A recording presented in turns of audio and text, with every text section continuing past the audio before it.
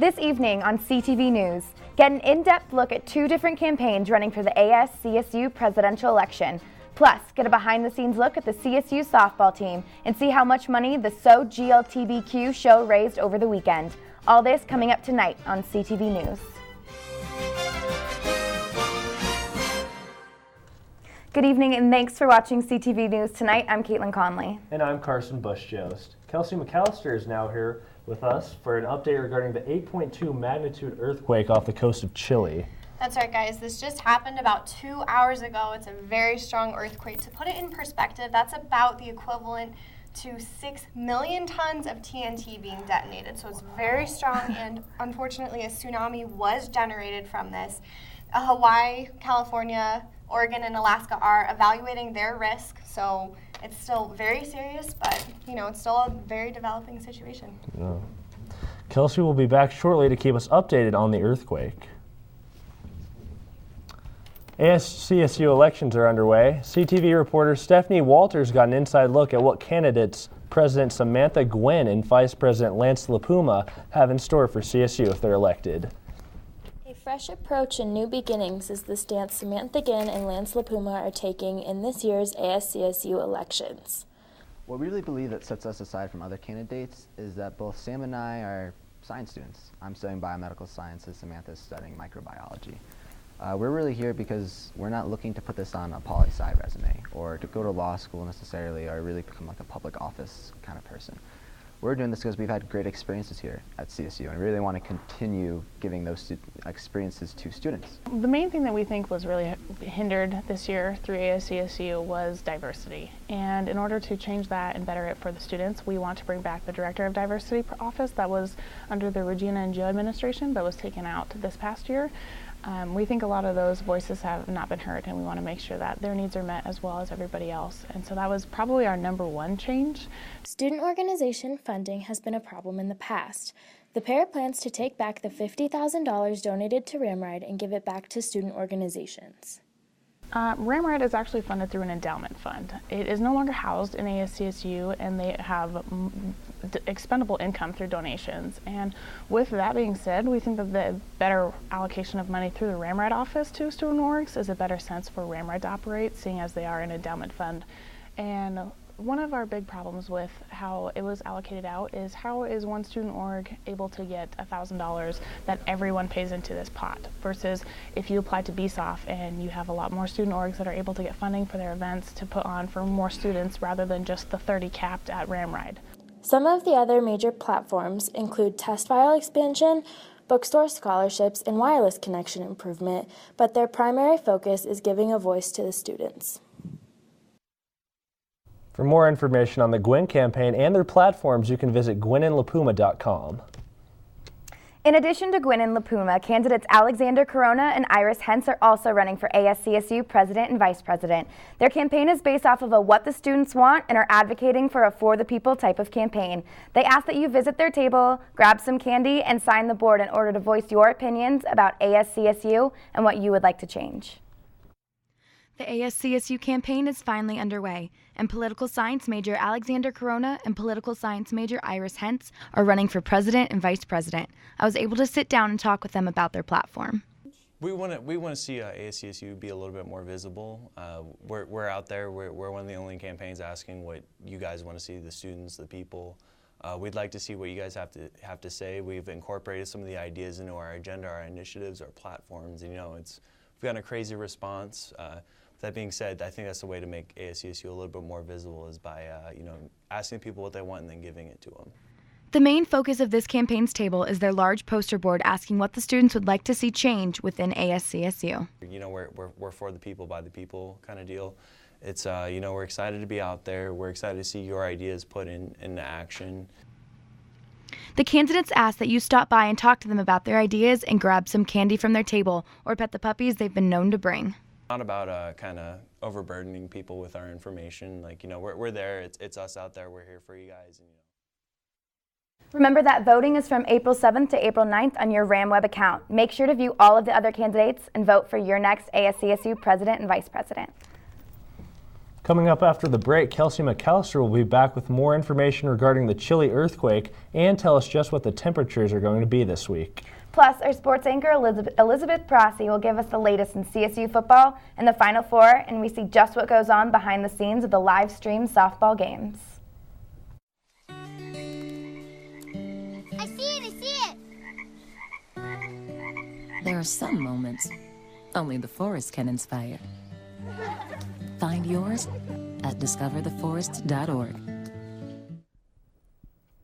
Welcome back. I'm Kelsey McAllister with an update on this earthquake. You can see here is the epicenter. That's the place above ground where it hit. It was only about 6 miles below ground, and with an 8.2 magnitude earthquake, that is very, very strong, just off the coast of Chile, 50 miles approximately. Now, a tsunami has been generated with this system. You can see the red and orange and yellow are the paths of where they expect it to go. So it's very strong. Tsunamis can travel up to 500 miles per hour. So it's a very dangerous and serious situation. Like I said earlier, Hawaii and the western coast of the United States are under an advisory for a tsunami watch or warning. They're still trying to determine if there is a threat. Peru, Chile, and Ecuador all are under a tsunami warning. Now let's take a look at the timeline of what we can expect for this. You can see 3 hours, 6, 12, etc. heading across the Pacific Ocean. With the tsunami traveling so quickly, it's a very serious situation, and it's reported to be about 7 feet high, so it's a pretty big tsunami. Now let's take back here. Currently in Fort Collins, we are seeing temperatures in those upper 40s with a 43-degree wind chill because of that light wind. So still a relatively pleasant and mild night here. Today's highs, we saw temperatures close to 60 in Denver, mid-50s for us, 57 in Colorado Springs, and 67 for Pueblo. The Eastern Plains, we saw really mild temperatures, pretty warm. Look at Lamar, almost 70 degrees for today, and that is pretty seasonal where we were 55. Usually we're in those upper 50s for this time of year. For tonight, we will cool down. We're going to see temperatures a little bit below freezing for us. Denver sitting right at that freezing point, 30 for Colorado Springs and 33 for Pueblo. Of course, the high country is going to be a little bit cooler. Tomorrow will be pretty similar to what we saw today. We'll see temperatures in those upper 40s, a little bit cooler, but that's because of this storm system that is moving in. So you can see at the 7-day forecast, I'm putting in a chance for rain and snow tomorrow. Caitlin, as we head into the rest of the week, really it's going to be mild, but then we have that slight chance Saturday, Sunday, Monday for that precipitation. If anything really does fall through all of these systems, it's going to be mostly rain. We could see some rain-snow mix, but it won't really stick to the roads. No really accumulation with it. Caitlin? Thanks, Kelsey. Many people watch softball games live or on TV, but CTV reporter Elizabeth Ruiz got an inside look at all the action that happens off the diamond.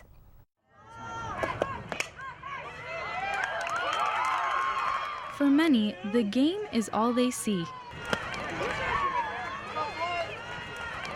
But for others, what they see is much more. 3, 2, 1, roll. One of the biggest responsibilities of CSU's Athletics Video Productions Department is to produce live games that stream online. Check, check, check, check. Their purpose is to help the Mountain West Conference have a more digital presence. First pitch by senior pitcher Rebecca Patton for the Broncos is a little low. Their hope is to get the word out about CSU athletics and provide more visibility of the programs to the community. Stand by 3, take 3. Not only is the live stream beneficial for Fort Collins residents, but CSU students also take a lot out of the experience. And I think it's really cool that they offer this kind of class and this kind of opportunity for us to get that hands-on experience with production. I really like the fast pace of it. It's a lot of fun, and it's sports, so it's just really enjoyable. Most of the stream is completely controlled by CSU students. Light ranges from blue to red. In fact, production manager Alana Curtis was previously a CSU student and made herself a career out of this. You know, if I had one piece of advice for students is to just join as many, hands-on type experiences and opportunities as possible. Take 2. Maybe after that home run she doesn't want to come. CSU student Megan Rakosi couldn't agree more. It was a little scary, but at the same time it was really nice to just kind of have to figure out what to do, and really that was the best way to learn. Elizabeth Ruiz, CTV News. Without this hard-working crew behind the scenes, no live stream of the games would happen. Elizabeth Prosty is now here. Elizabeth, what do you think about the live streaming for the games? You know what, Carson? I think it's a great way to support our Rams without getting a sunburn. While outside the weather is beautiful, things aren't looking so great for the CSU football team. Monday, running back Donald Alexander announced his decision to transfer, citing personal issues as his reasoning. With Capri Bibbs leaving for the NFL draft, the Rams now have a large gap in their backfield. This fall, we'll find out just exactly what this means for our CSU offense. And it's finally April, with plenty of March Madness is still underway.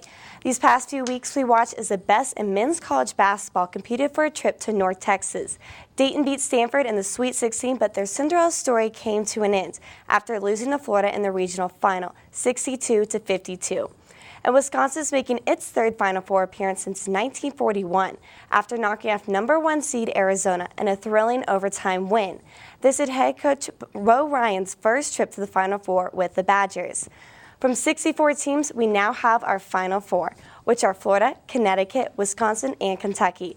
This marks the first time since 2002 that all 4 teams do not contain state in their names. Florida went 36-2 this season. Their last loss was to none other than UConn on December 2nd. Scotty Wilbekin and the rest of the Gator team will be looking to get revenge on the Huskies this weekend and earn a spot in the championship game. Saturday, we will also find out if big man Frank Kaminsky has what it takes to lead #2 seed Wisconsin all the way to the finals. There's only one #1 seed left, but 2014 has been a year of upsets. So don't count out #7 seed Connecticut and #8 seed Kentucky as these underdogs fight Saturday evening for a chance to play for the NCAA title. So guys, I'm kind of biased. I really like the Gators. So overall, I think that Florida is going to take home the big prize. What do you guys think? I think so as well. Connecticut and Kentucky they've had some great runs this tournament, but I ultimately think it's going to be Florida beating Wisconsin in the championship. You know what, Carson? I'm going to have to agree with you. Frank Kaminsky, he's 7 foot, scored 28 points to beat Arizona. I think he's going to lead Wisconsin to that final game where they're going to play the Florida Gators. But Scotty Wilbekin, that Gator team, they've looked strong all season long. I have them winning the national title this year. All right. Coming up after the break, we take an inside look at what show raised $2,000 over the weekend. We'll be right back.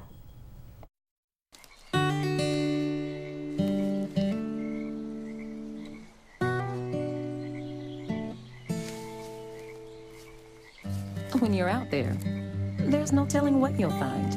I see it, I see it. Oh, look at you. There are some moments only the forest can inspire. Find yours at discovertheforest.org.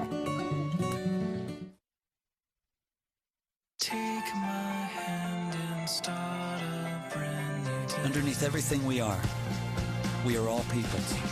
And when we reach out a hand to one, we can influence the condition of all. That's what it means to live united.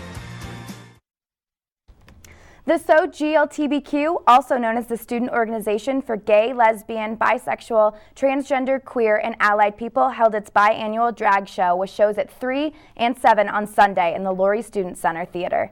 Tickets were free to all CSU students, and donations were encouraged throughout the show.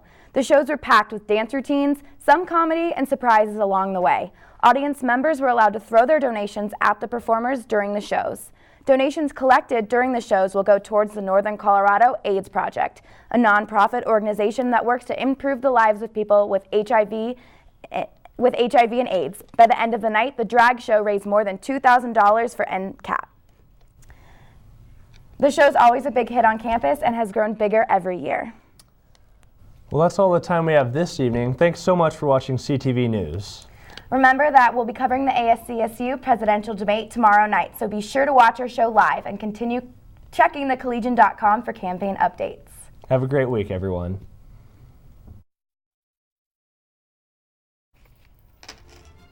This evening on CTV News, get an in-depth look at 2 different campaigns running for the ASCSU presidential election. Plus, get a behind-the-scenes look at the CSU softball team and see how much money the GLTBQ show raised over the weekend. All this coming up tonight on CTV News. Good evening and thanks for watching CTV News Tonight. I'm Caitlin Conley. And I'm Carson Bush-Jost. Kelsey McAllister is now here with us for an update regarding the 8.2 magnitude earthquake off the coast of Chile. That's right, guys. This just happened about 2 hours ago. It's a very strong earthquake. To put it in perspective, that's about the equivalent to 6 million tons of TNT being detonated. So it's very strong, and unfortunately a tsunami was generated from this. Hawaii, California, Oregon, and Alaska are evaluating their risk, so it's still very serious, but it's still a very developing situation. Yeah. Kelsey will be back shortly to keep us updated on the earthquake. ASCSU elections are underway.